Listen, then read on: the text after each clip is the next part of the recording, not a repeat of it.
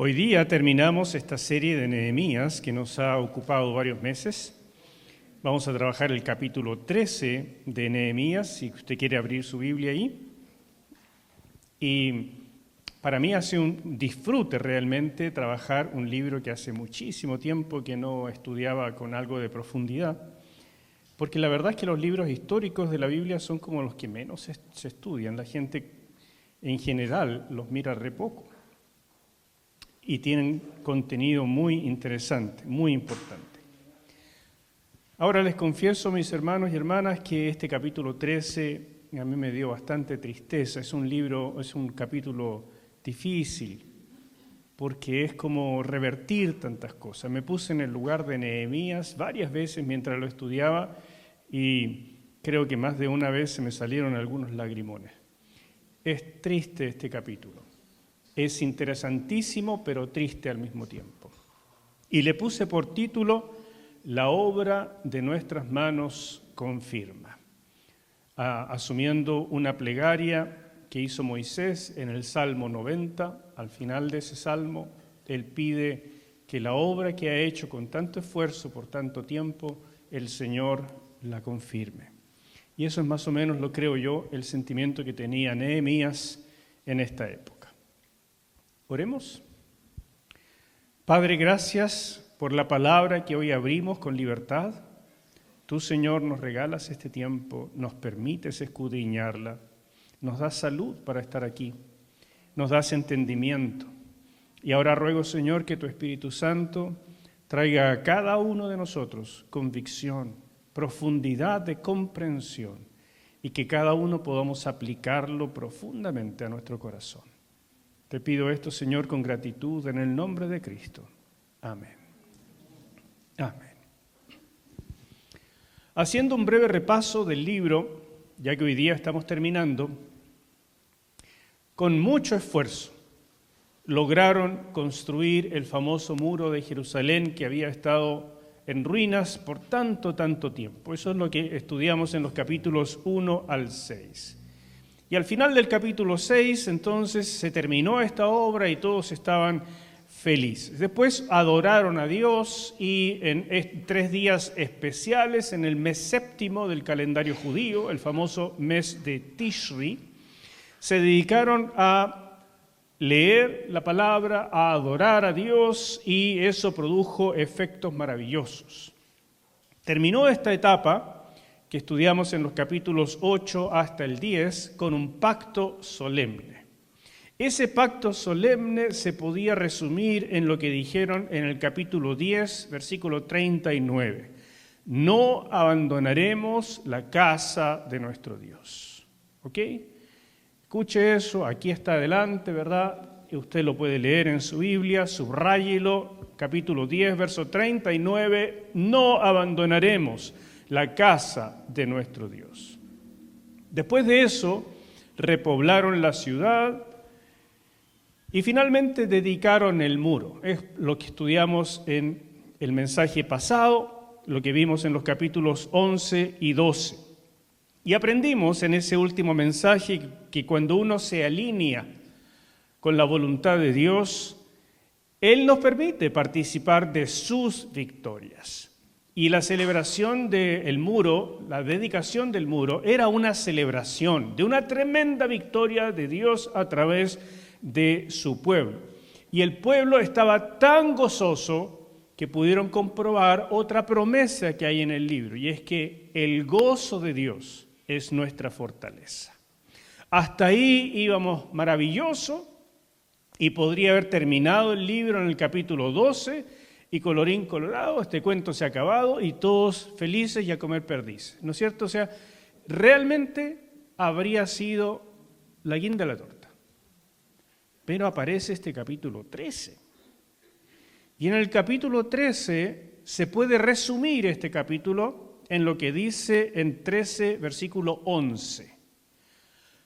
Nehemías pregunta, ¿por qué está la casa de Dios abandonada? ¿Recuerda lo que pactaron? No abandonaremos la casa de nuestro Dios. Y Nehemías pregunta al final del libro, ¿por qué? ¿Por qué la abandonaron?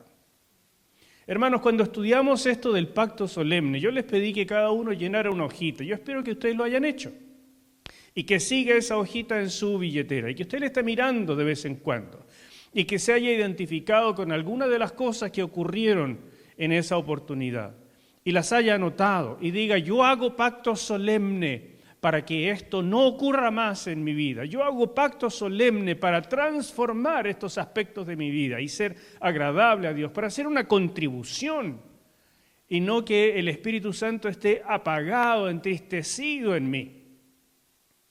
Ahora, lo que está pasando aquí es como si usted hubiera llegado a la casa después y diga: qué lindo esto que hicimos, qué maravilloso este pacto. Y entonces lo escribió en una hoja muy linda, muy especial, y es más, lo mandó a enmarcar y lo tiene ahí detrás de un vidrio con su marco precioso y lo colgó en la pared de su casa.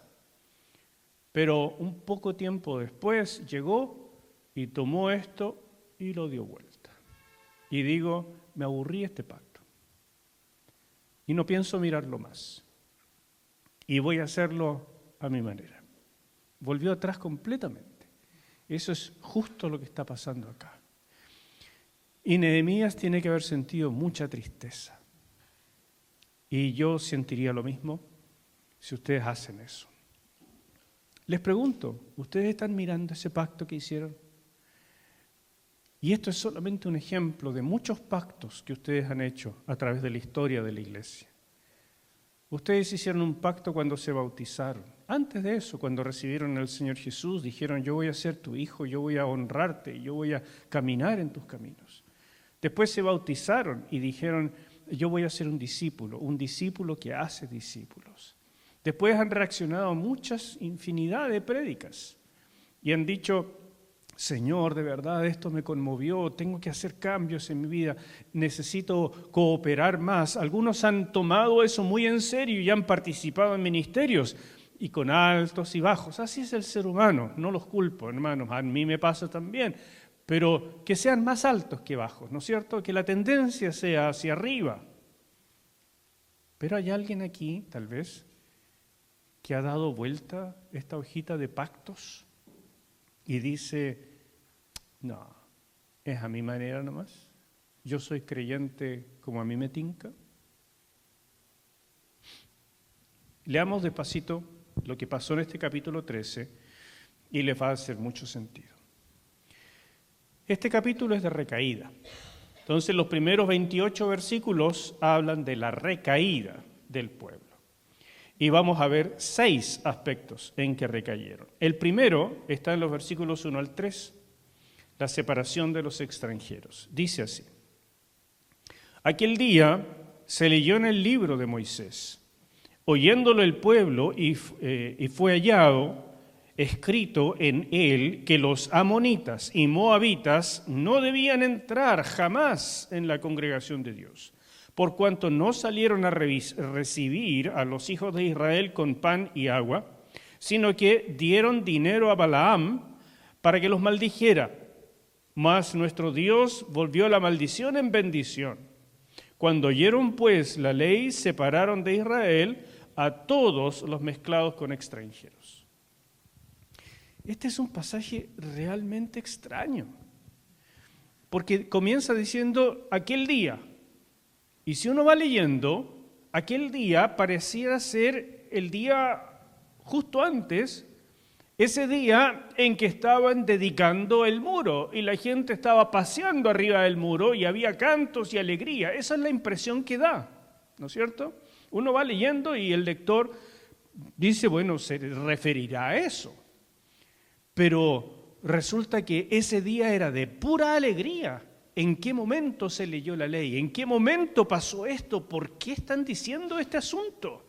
Otra vez con los matrimonios mixtos, y enfatizando a estos amonitas y moabitas y recordando una ley antigua de la época de Moisés, o sea, casi 1000 años antes que esto, en que Israel estaba entrando a la tierra prometida. Y los amonitas y los moabitas, en lugar de darles la bienvenida, de ayudarles, de darles algo de sustento, más bien le negaron todo. Y por eso Dios pronunció esta maldición y dijo: hasta la 10ª generación, ningún amonita ni moabita entrará a la congregación de Israel. O sea, aunque puedan vivir aquí entre nosotros, ningún amonita y moabita podrá adorar junto a nosotros en la congregación. Es una maldición súper fuerte. Pero ¿por qué mencionarla aquí? No parece hacer sentido, pero hace sentido si leemos los siguientes versículos. Número 2, la ausencia de Nehemías, versículos 4 al 7. Y antes de esto, el sacerdote Eliasib, siendo jefe de la cámara de la casa de nuestro Dios, había emparentado con Tobías. Pausa. ¿Se acuerda que hablamos varias veces de Tobías? Era un malvado, era un sinvergüenza. ¿Y de dónde era Tobías? ¿Alguien se acuerda? Tienes la memoria de un pajarraco usted.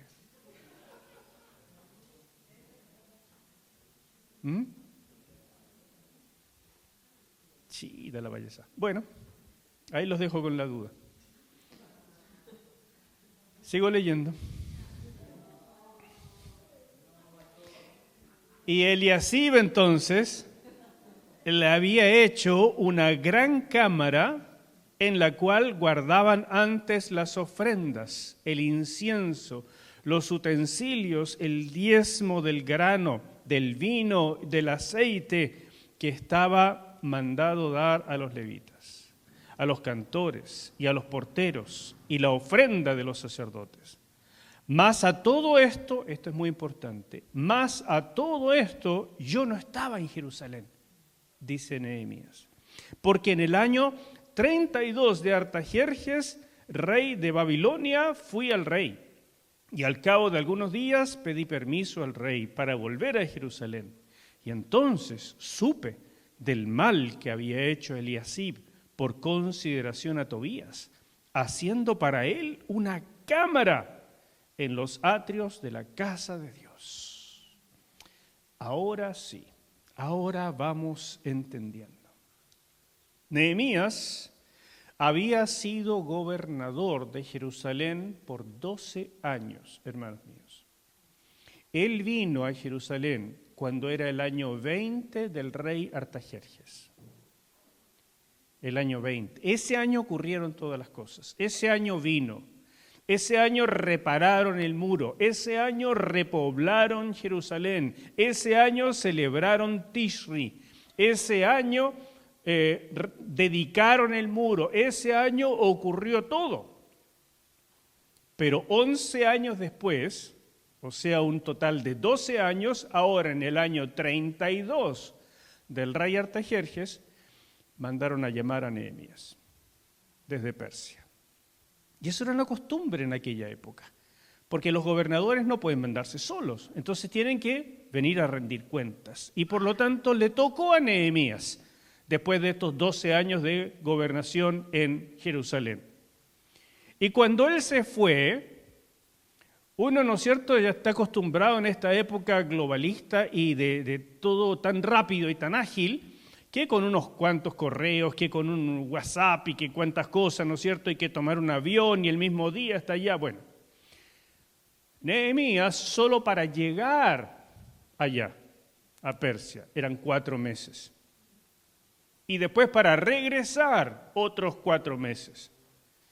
Y si a eso le agrega que va a visitar a los papás o que va a visitar a los amigos y que tiene que esperar a que le den audiencia y que tiene que alimentar al perro y qué sé yo cuántas cosas tenía que hacer, súmele otros 6 meses por lo menos. Así es que Nehemías estuvo ausente de 1 año mínimo hasta 3. En esa ausencia pasó todo esto. ¿Se va ubicando? O sea, ya no estamos en el año en que se dedicó el muro, estamos 11, 12 años después. Y más allá de los 12 años, él ha pasado de 1 a 3 años en Persia. Ha pasado, como dicen, agua bajo el puente. Segundo, Cuando llegó, encontró este asunto de las leyes de los amonitas y moabitas. Se leyó eso en particular. Seguramente él lo llevó a la gente a leerlo, porque los amonitas y moabitas no podían entrar en la congregación, y resulta que había mucha gente que estaba casada con mujeres amonitas y moabitas, y se estaba produciendo un problema. Pero como si esto fuera poco, el sumo sacerdote Eliasib había emparentado. Eso significa que probablemente había dado un hijo o una hija para casarse con un hijo o una hija de Tobías, y Tobías era amonita. Ahora lo buscaron. Manga fresco, ¿eh? Aquí los tengo. Entonces, por eso se menciona esta ley, porque nada menos que el sumo sacerdote había emparentado con una amonita. Y no contento con eso, el sumo sacerdote, que tenía a cargo todas las cámaras del templo, las cámaras eran bodegas. ¿Ok? Imagínense el templo, ahí todo bonito, y todo alrededor, bodegas. Y en esas bodegas se guardaban lo que la gente traía, las cosas que se podían guardar, o sea, los alimentos no perecibles, las ofrendas en dinero, las ofrendas en especies, en cosas, ¿verdad? Entonces, todo eso se repartía después a los ministros, era su sustento, era con lo que vivían. Pero este sumo sacerdote no tuvo la brillante idea de, están subutilizadas estas cámaras, así que vamos a vaciar 2 o 3 y se las vamos a dar a mi pariente, que habrá sido yerno, cuñado, tío, no sé qué habrá sido, bueno, seguramente yerno, o mejor dicho, concuñado, es lo que habrá sido Tobías. Vamos a darle esto a mi concu, ¿verdad? Porque cuando él viene a hacer negocio a Jerusalén no tiene dónde quedarse, el pobre. Así es que le vamos a dar de la cámara del templo, donde no pueden entrar los amonitas y moabitas, le vamos a dar allí, vamos a sacar estos diezmos y vamos a hacerle una casita a él para que tenga dónde llegar. Dios mío. O sea, este sumo sacerdote parece que lideraba una especie de partido liberal. No, sí es cierto, hermano, en toda época ha habido. Un partido no libertario, ¿eh? Liberal. Los liberales siempre están contra ¿quiénes? Los conservadores. Entonces los conservadores son los que tratan de que se mantengan las tradiciones, las cosas ya establecidas, en este caso la ley de Moisés. ¿Y qué quieren los liberales? Cambiar todo, hacerlo más simple, hacerlo más moderno, hacerlo más estar en onda, ¿verdad?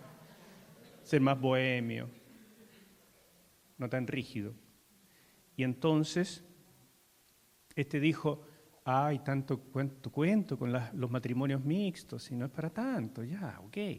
Miren, mi hija igual se casó con el hijo de Tobías y es re simpático, ¿cuál es el problema? Y esto de los diezmos, ¿qué tanto? Sí, estos sacerdotes más lo que molestan, pues, hacen puro desastre, porque lo único que quieren es que la gente esté observando la ley, y la gente está cansada de eso, tenemos que relajar un poco la vena. Entonces,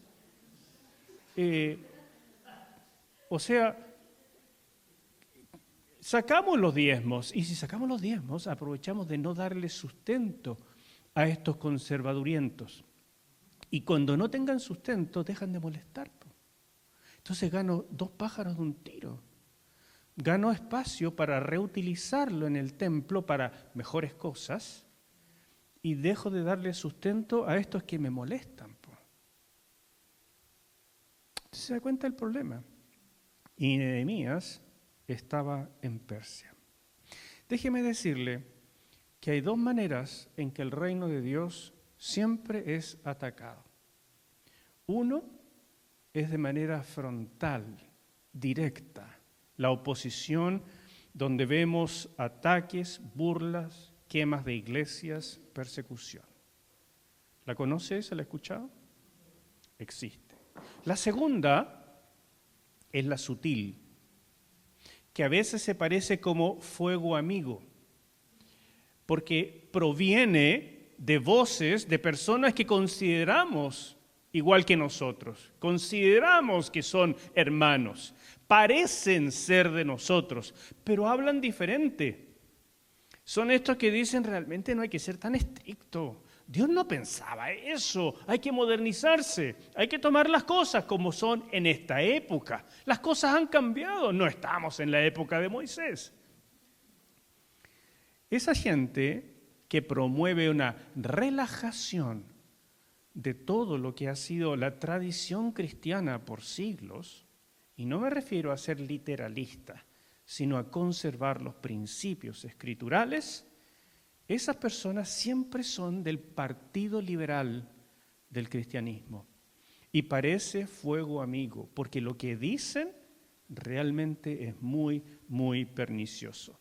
A la primera forma de oposición, la violenta, los cristianos le tememos, son las persecuciones. Pero a la segunda forma, me he dado cuenta, generalmente no sabemos cómo responder. Y lamentablemente muchos caen en la trampa de hay que modernizar el cristianismo. Que lo que Jesús dijo no era lo que él quería decir, él se estaba adaptando a su época, pero no era esa su intención. Que en el fondo tenemos que criar a los hijos como dice el mundo, no como dice la palabra. Que tenemos que llevar el matrimonio como dice el mundo, no como dice la palabra. Que el divorcio es una cosa deseable y no como dice la palabra. Que el mentir, robar y todo eso depende de las circunstancias. No hay que ser tan rígido. Hermanos míos, eso es la muerte de la espiritualidad. Nosotros somos conservadores, pero no de la letra, sino del principio que hay detrás de la Escritura, que es eterno. Ni una jota, ni una tilde pasará, dijo Jesús, de aquello que es eterno. Si usted lo quiere quebrantar, aunque parezca hermano, no somos hermanos. ¿Me siguen? Pues bien, número 3, llegó Nehemías, llegó. Y lo primero que hace es expulsar a Tobías de las cámaras. Dice en el versículo 8, y me dolió en gran manera. Y arrojé todos los muebles de la casa de Tobías fuera de la cámara. Y dije que limpiasen las cámaras. E hice volver allí los utensilios de la casa de Dios, las ofrendas y el incienso. Note los verbos en primera persona. Me dolió, arrojé, hice que limpiase. O sea, este hombre no dijo, guardias, saquen a Tobías. Él mismo fue. Él mismo agarró la silla y la tiró para afuera. Él mismo agarró la sábana mientras el otro estaba durmiendo y con todo y sábana tiró a Tobías para afuera. Él mismo participó en esto, junto con otras personas, por supuesto, porque era el gobernador. Por lo tanto, claro, no iba a venir así como un matón, venía con la guardia. Pero hizo esto personalmente. ¿Y quiénes estaban ahí mirando? Los sacerdotes conservadores que le aplaudían. ¡Bravo! ¿Y quiénes estaban ahí mirando también? Los otros liberales, entre los cuales estaba el sumo sacerdote. Y como Nehemías había estado ausente, era normal que la máxima figura fuera el sumo sacerdote. Toda la gente lo respetaba, por lo tanto, este es un encontrón de poderes. ¿Quién pesa más? ¿El gobernador o el sumo sacerdote? Esto es irse en contra de la iglesia. ¿Usted sabe lo que significa eso en un país como el nuestro, latinoamericano? Cuando usted dice irse en contra de la iglesia, ¿con quién cree que se está yendo en contra? ¿A qué le suena? ¿Contra la iglesia evangélica? Valemos como un paquete cabrita nosotros en la sociedad. Es irse contra la iglesia católica. Es irse contra el cardenal. Es denunciarlo públicamente. Si estuviera en Italia, es irse contra el Papa y hacerlo puré de papa.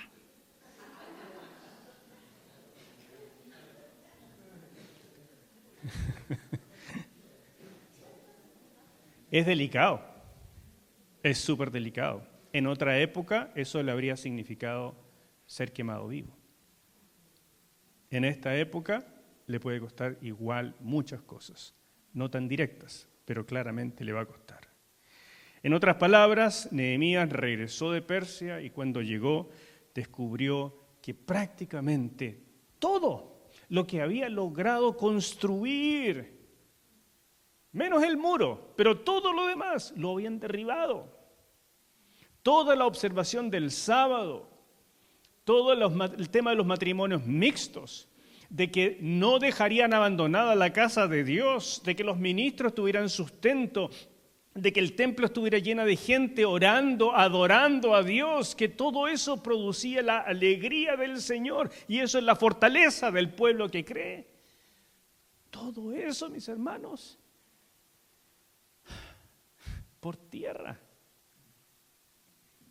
O sea, yo leo a Nehemías y digo, 12 años trabajando, 12 años conteniendo a este partido liberal, 12 años siendo él el freno, tratando de levantar gente que va a continuar una obra que él sabe que es de Dios. Y se va el gato por unos meses y los ratones hacen fiesta. Y no solamente hicieron fiesta, sino que dejaron la patada. Esta parte yo tuve que parar. En mi casa cuando la leía y cuando la estudiaba, yo tuve que parar. Este capítulo me tomó meses trabajarlo. Porque entre que me daba pena, entre que me daba rabia y pateaba el gato y no tengo gato. Así que tuve que ir a buscar el gato del vecino para patear algo. Sin embargo, Nehemías no se rindió. Esa es la talla de este hombre. Nehemías regresó, y si yo hubiera sido Nehemías, yo les digo, no, se pasaron. Nos vemos, que les vaya bien, arréglensela, porque ahora Dios se va a encargar de ustedes. Chao. Pero Nehemías sabía que él no trabajaba para la gente. Escúchenme, hermanos queridos, escúchame, pastor joven, escúchenme, los hermanos y hermanas que trabajan en el ministerio. Una de las lecciones más importantes que uno necesita aprender trabajando para Dios es que uno no trabaja para la gente, uno trabaja para Dios. La gente es la beneficiaria del trabajo que uno hace para Dios, pero uno no depende ni de los aplausos ni de los fracasos. Es Dios el que levanta, el que comisiona, el que recompensa y el que disciplina. Las personas son los amados de Dios y si hay que disciplinar, Él se va a encargar. Yo tengo que hacer mi trabajo. Nehemías conocía la oposición de este partido y la había logrado sostener, pero se fue y cuando volvió fue duro. Pero cuando hubo que elegir entre la santidad y las relaciones, él supo qué escoger. ¿Sabrías tú? Cuando él tuvo que escoger entre la santidad de la casa de Dios y mantener buenas relaciones con el poder eclesiástico, él supo qué escoger. Cuando hubo que escoger entre los amigos y la obra de Dios, él supo qué escoger. Ese es el llamado también en el presente. 4. Nehemías reinstaló a los levitas su sostén y a los administradores, porque cambió todo el personal. El personal antiguo la hizo muy mal. Así que cambió todo. Versículos 10 al 14.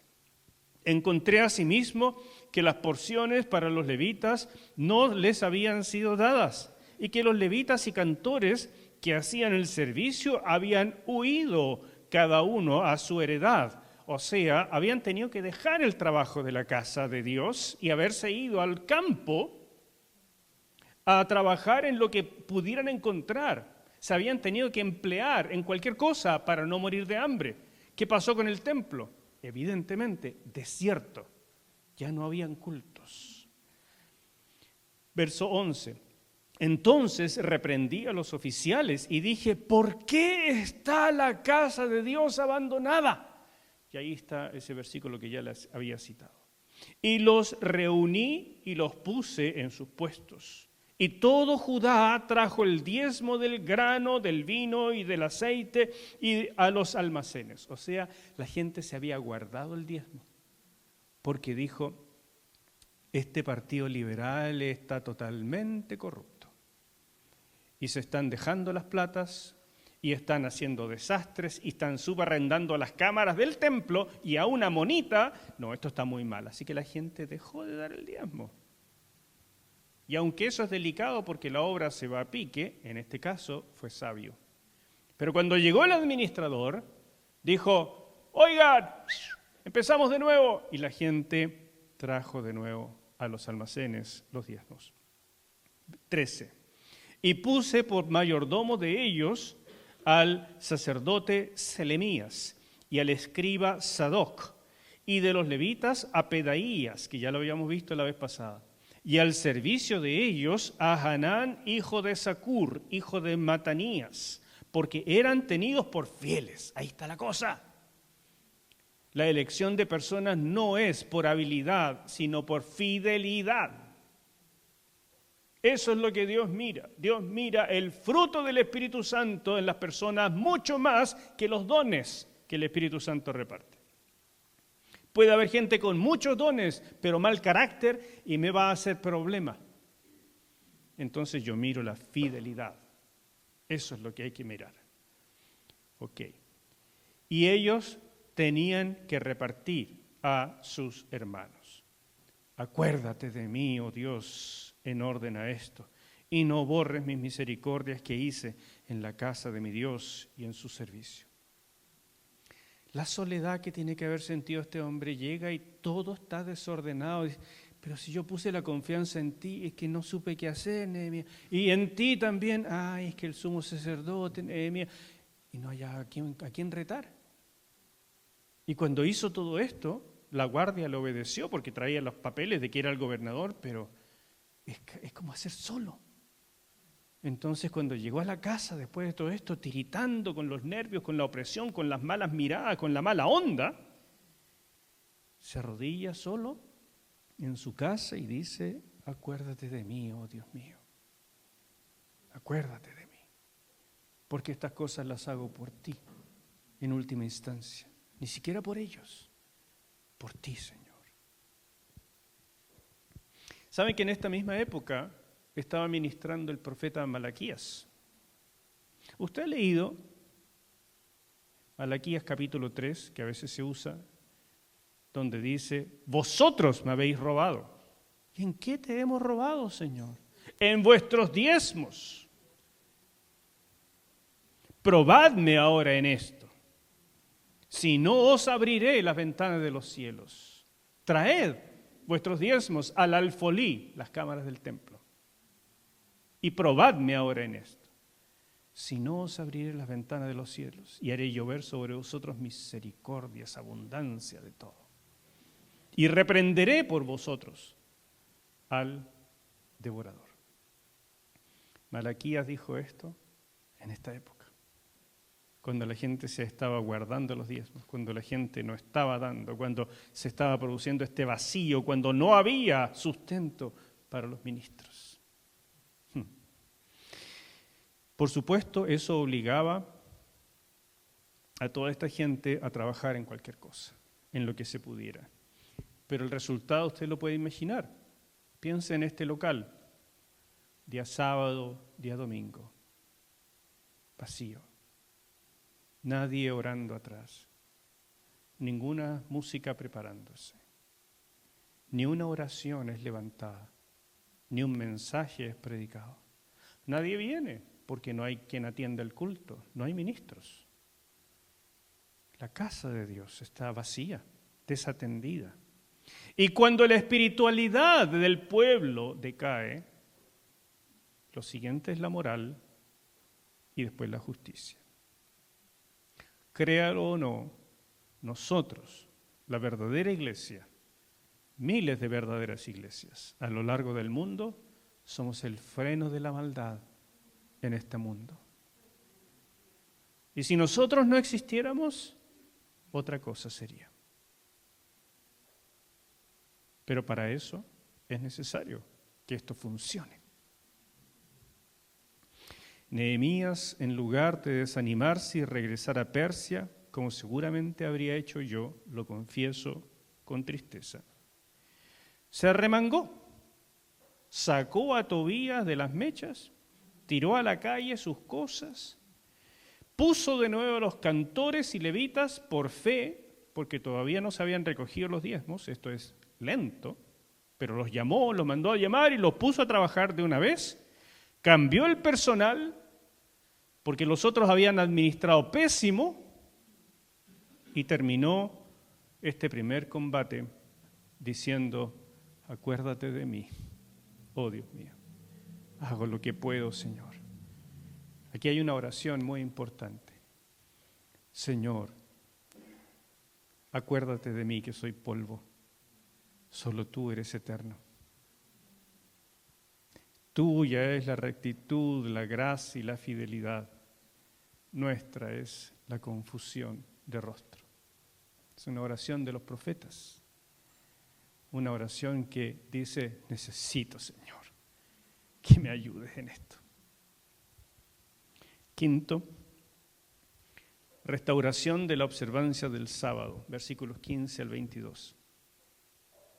En aquellos días vi en Judá a algunos que pisaban en lagares en el día de reposo. Ahí tiene una imagen de una persona pisando en un lagar. Eso es pisar las uvas para sacar vino. ¿Y lo hacían cuándo? En día de reposo. Y que acarreaban haces. Las haces son manojos de trigo. Es una palabra española, aunque usted seguramente no la ha escuchado mucho, ¿no? Bueno, significa eso. Y cargaban asnos con vino, y también de uvas, de higos y toda suerte de carga, y que traían a Jerusalén en día de reposo, y los amonesté acerca del día en que vendían las provisiones. También había en la ciudad tirios, o sea, gente que venía de la ciudad de Tiro, una ciudad fenicia al norte de Israel, que traían pescado y toda mercadería y vendían en día de reposo a los hijos de Judá en Jerusalén. Y reprendí a los señores de Judá, en primer lugar a los líderes que permitían esto, y les dije: ¿qué mala cosa es esta que vosotros hacéis, profanando así el día de reposo? ¿No hicieron así vuestros padres y trajo nuestro Dios todo este mal, o sea, el haber sido deportados y todo lo que pasó y tener que volver y todo eso? ¿No es por esto que Dios trajo esto sobre nosotros? Y vosotros añadís ira sobre Israel, profanando el día de reposo. Sucedió pues que cuando iba oscureciendo, a las puertas de la ciudad, antes del día de reposo, dije que se cerrasen las puertas y ordené que no las abriesen hasta después del día de reposo, y puse a las puertas a algunos de mis criados, para que en día de reposo no introdujeran carga. Y se quedaron fuera de Jerusalén 1 y 2 veces los negociantes y los que vendían toda especie de mercancía. Se quedaban fuera los vivarachos. Y les amonesté y le dije, ¿por qué os quedáis vosotros delante del muro? Y dije, y si lo hacéis otra vez, os echaré mano. Desde entonces no vinieron en día de reposo, porque con buenas palabras. Y dije a los levitas que se purificasen y viniesen a guardar las puertas para santificar el día de reposo. También por esto acuérdate de mí, Dios mío, y perdóname según la grandeza de tu misericordia. Yo agregaría, si se me pasó la mano, si grité un poquito de más, si se me salió alguna grosería, no sé, pero estos sinvergüenzas que vendían cosas en día de reposo, como les cerraron las puertas, y ahí les traje la puerta del valle, así es la puerta del valle hoy, que ya hemos mencionado varias veces, así se ve. Cuando vayan a Jerusalén, vayan a verla. Y estaban todas las puertas cerradas. Nehemías tomó esa medida y puso guardias. Entonces los mercaderes no hallaron nada mejor que pasar la noche al lado de las puertas. Entonces algunos frescolines podían colarse en la noche, ir a comprar para el día siguiente tener. O si no, tan pronto se abrieron las puertas, al clarear el sol, meterse, y ahí, si es una ciudad grande, ¿quién los iba a pillar? Pero la cosa es estar metido y seguir vendiendo en día de reposo. Entonces Nehemías, él mismo, desde el muro para abajo, los retó. Si los vuelvo a pillar ahí, les echaré mano. Y escuchen que él había agarrado a Tobías y lo sacó cascando y se enfrentó al sumo sacerdote, así que era un tipo con agallas. Cuando escucharon esto, dijeron, se puso dura la cosa, y no fueron más en día de reposo. Pero a lo que tiene que llegar, pues. Porque la gente porfiada, sinceramente, hermanos míos, esto es para hartarse. Pero insisto, Nehemías sabía de quién era empleado. Así que volvió a la carga con exhortaciones y haciendo todo de nuevo. La gente priorizó completamente los negocios. Y a través de estos 12 años, 13 años, 14 años, lo que haya sido, a través de este tiempo, olvidó todo lo que había prometido, olvidó todo lo que habían juramentado que harían para que no se desatendiese la espiritualidad de su casa y de la nación. Y esto es un cuadro de la iglesia, pues. No es así como nos comportamos. Hacemos grandes compromisos un día y a la semana siguiente, como si nunca lo hubiéramos hecho. Esto es para hartarse, es para hartarse. Última cosa, la lucha contra los matrimonios mixtos. Esto sí ya es el colmo. Aquí sí que se pasaron. Versículos 23 al 25.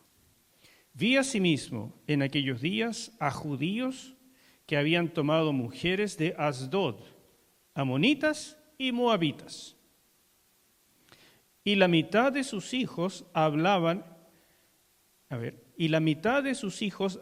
lengua de Asdod, porque no sabían hablar judaico. Judaico era una mezcla de hebreo y arameo en esa época, ¿ya? No es el hebreo puro y seguramente no es el arameo puro, ni una de las dos cosas, pero la cosa es el judaico. Sino que hablaban conforme a la lengua de cada pueblo, y reñí con ellos, y los maldije, y herí a algunos de ellos, y les arranqué los cabellos, y les hice jurar, diciendo, no daréis vuestras hijas a sus hijos, y no tomaréis de sus hijas para vuestros hijos, ni para vosotros mismos. Churra. Nehemías descubrió que a través de todo el tiempo, aún de su gobernación, y especialmente cuando él no estuvo, se produjo este asunto. Fueron varones de Israel a tomar mujeres de Asdod, esas son las filisteas. y también a las amonitas y a las moabitas.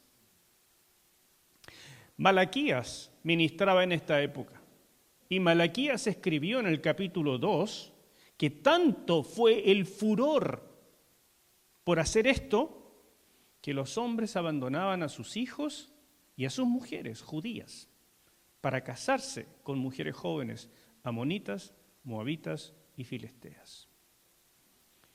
Y las mujeres, dice, el llanto de las mujeres abandonadas cae sobre el altar de nuestro Dios. Palabras del profeta. Esta es la misma época. Y Nehemías llega y se da cuenta de esto. Entonces, aquí sí ya hasta se le pasó la mano a Nehemías, ¿eh? Dice que los maldijo, primera cosa. O sea, les dijo seguramente malandrines o algo así. Después de esto, los azotó públicamente. Guardias los tomaron, los amarraron y con varas los azotaron. Y tercero, les arrancó los pelos. Eso no es mechonearlo, eso es mucho peor, es arrancar los pelos de la barba. ¿Ok? Este es un insulto público y dejarlo ahí como ese, mitad con barba, mitad sin. Ridiculizarlo públicamente. Pero además, esa depilada es dolorosa. Sale con piel y todo. Entonces, Nehemías llegó a este momento y yo creo que estaba desbordado el hombre ya. Y por eso le dice, Señor, acuérdate de mí y perdóname, la verdad es que ya no sé qué hacer. Pero llegó a la violencia. Llegó a la violencia, hermanos. ¿Usted se imagina un pastor que azote a los miembros? Vengo de visita, ¡uah! Todos escondidos. ¿Cómo te has portado esta semana? Ponga las manos. ¡Pah! Bueno, qué bueno que no pasa.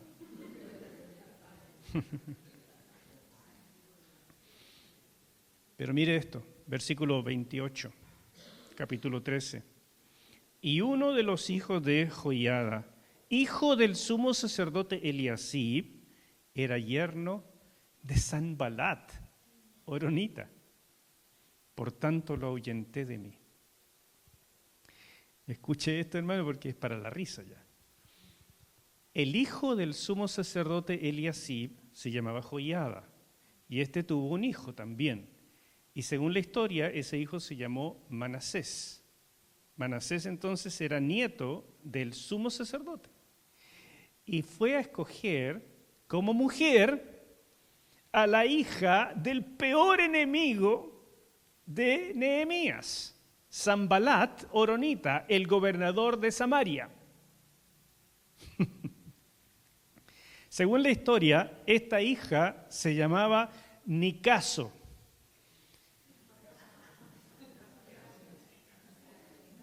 Y además era bruto casarse con una mujer que a uno ni caso le hace. ¿Ah? Pero así se llamaba. Dice Nehemías que lo ahuyentó. ¿A quién? A Manasés, este sacerdote transgresor, ya súper liberal, ¿no es cierto? Lo ahuyentó. ¿Y saben lo que dice la historia, lo que dice que hizo este Manasés? Se fue a refugiar con su suegro, Sanbalat, en Samaria. Y Sanbalat, para congraciarse y al mismo tiempo oponerse a los judíos, le construyó a Manasés el famoso templo del monte Gerizim. El templo que que los samaritanos decían después que era el reemplazo del templo de Jerusalén. Y este sacerdote rebelde, Manasés, elaboró un sistema de religión completamente opuesto al judaísmo, siendo él un judío renegado. y construyó la famosa adoración de Samaria, que todavía hoy persiste en el Pentateuco samaritano. Un Pentateuco antiquísimo donde están borrados todas las menciones del templo en Jerusalén y se pone en lugar de eso el templo en Gerizim, en Samaria. Esto tuvo consecuencias.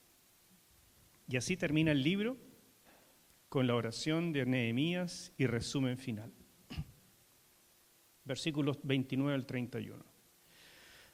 Acuérdate de ellos, Dios mío, contra los que contaminan el sacerdocio y el pacto del sacerdocio y de los levitas. Este libro termina en casa, termina en la casa de Nehemías, en solitario, en oración, igual como comenzó el libro. Nehemías orando 13, 14 años antes. Señor, haz algo en Jerusalén. Dios le dijo, Nehemías, te envío a ti. Amén, Señor. Envíame a mí. Fue con todas las ganas, hizo todo lo que tenía que hacer. 13 años después, él dice, Señor, acuérdate de ellos, porque me la han hecho difícil. Yo ya les arranqué hasta los pelos, pero no puedo hacer más. Hazlo tú. Esto es una oración imprecatoria. Los entrego en tus manos. Los limpié, pues, de todo extranjero, versículo 30, y puse a los sacerdotes y levitas por sus grupos, a cada uno en su servicio, y para la ofrenda de la leña en los tiempos señalados, y para las primicias. Un detalle de cosas que habían quedado pendientes. Y termina el libro diciendo, acuérdate de mí, Dios mío, para bien. Cuando leí esto al final, se me vino a la memoria el Salmo 90, donde Moisés recuerda todas las dificultades que tuvo en el desierto, especialmente el mal que le hicieron los hijos de Coré. Y después de revisar todo lo que él había hecho, termina el Salmo 90 diciendo en el versículo 17, sea la luz de Jehová nuestro Dios sobre nosotros, y la obra de nuestras manos confirma sobre nosotros. Sí, la obra de nuestras manos confirma. Que no haya sido todo en vano, Señor.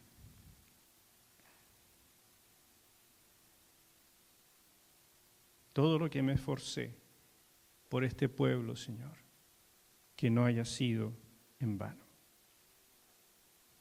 Es un capítulo triste y termina así como que diciendo, chuata, hemos avanzado re poco. Después de tantos años, hemos avanzado poco. Es un aterrizaje forzoso. Y yo les pregunto, hermanos míos, como seguramente Nehemías se preguntaba a sí mismo y a la gente, ¿vamos a dejar un legado de lo que Dios ha hecho con nosotros, para nuestros hijos, para nuestros nietos? ¿O simplemente pasaremos a la historia como la iglesia donde no se hizo nada, no pasó nada y Dios apenas se movió? Yo les pregunto, ¿van a ser fieles a los compromisos que hicieron? Yo les pregunto, hermanos míos, ¿va a servir de algo la predicación de un libro como Nehemías? ¿Va a servir de algo la predicación de un libro como Gálatas, que hice hace poco? ¿Produce cambios? No sé cómo, de qué otra manera terminar esta serie, sino pidiéndoles que hagan conmigo esta oración. Señor, la obra de nuestras manos confirma. Que no sea en vano. Quiero esforzarme por tu reino. Sé que no es suficiente mi esfuerzo. Se necesita tu intervención sobrenatural. Pero que la inversión de mi vida deje algo. Y que tu hermano, hermana, pares de dar disculpas. Pares de ser aquellos que se va el gato y hace fiesta. Que si no tienes a alguien que te esté picaneando, entonces no eres líder de tu propia vida. Para con eso. Todos desearíamos que siempre hubiera un Nehemías que nos esté cuidando, que nos esté guiando, que nos esté ayudando. Siempre quisiéramos tener a alguien así, pero de pronto se van a Persia, de pronto viajan, de pronto se mueren. Y tienes que ser líder de tu vida. Tienes que tomar la espiritualidad que el Señor te encomienda en tus manos y tratarla como un tesoro para presentarla al Señor. La obra de nuestras manos confirma. Acuérdate de mí, Señor, conforme a tus misericordias. Que todo esto que se ha hecho con tu pueblo no caiga en el olvido. Acuérdate de cada uno de mis hermanos, Señor, de todos los que han pasado por IPD, desde el día en que lo fundamos, grandes y pequeños, grandes trabajos, pequeños trabajos, todos, Señor. Aún los que yo no recuerdo, tú sí los recuerdas. Acuérdate de ellos, Dios mío, conforme a tus misericordias. Acuérdate, Señor, de los que se opusieron tantas veces, de los que han tratado de destruir tu obra. Acuérdate de ellos, Señor. Los encomendamos en tus manos para tu juicio. Acuérdate de este pueblo que hoy escucha, para que sean formados a la imagen de Cristo y vivan en el gozo de Jehová, que es su fortaleza. Y te lo pido en el nombre de Cristo. Amén. Amén. Dios les bendiga, hermanos.